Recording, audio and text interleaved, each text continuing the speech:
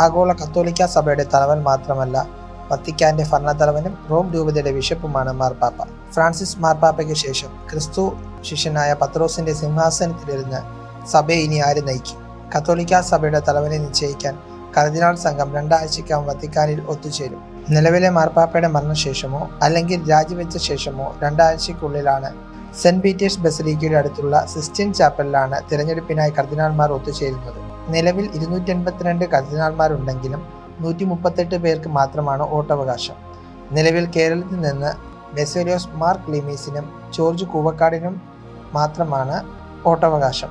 വോട്ടവകാശമുള്ള കർദിനാൾമാരിൽ 2 പേരും ഫ്രാൻസിസ് മാർപ്പാപ്പയുടെ കാലത്ത് കർദിനാൾമാർ ആയവരാണ്. കോൺക്ലേവിൽ 2 അതിലധികമോ ആളുകളുടെ പേരുകൾ നിർദ്ദേശിക്കപ്പെട്ടാൽ വോട്ടെടുപ്പിലേക്ക് നീങ്ങും. 2 വോട്ട് കിട്ടുന്നതുവരെ കോൺക്ലേവിൽ വോട്ടെടുപ്പ് തുടരും.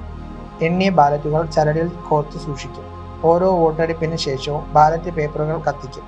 മാർപ്പാപ്പയെ തിരഞ്ഞെടുത്തില്ലെങ്കിൽ ചാപ്പലിന്റെ ചിമ്മിനിയിൽ കറുത്ത പുക ഉയരുകയും പാപ്പയെ തിരഞ്ഞെടുത്താൽ വെളുത്ത പുകയും ഉയരും. പുതിയ മാർപ്പാപ്പയ്ക്ക് ധരിക്കാൻ 3 വലുപ്പത്തിലുള്ള വസ്ത്രങ്ങളും ഷൂസും പേപ്പർ കോൺക്ലേവ് തുടങ്ങുമ്പോൾ തന്നെ സജ്ജമായി വെക്കാറുണ്ട്.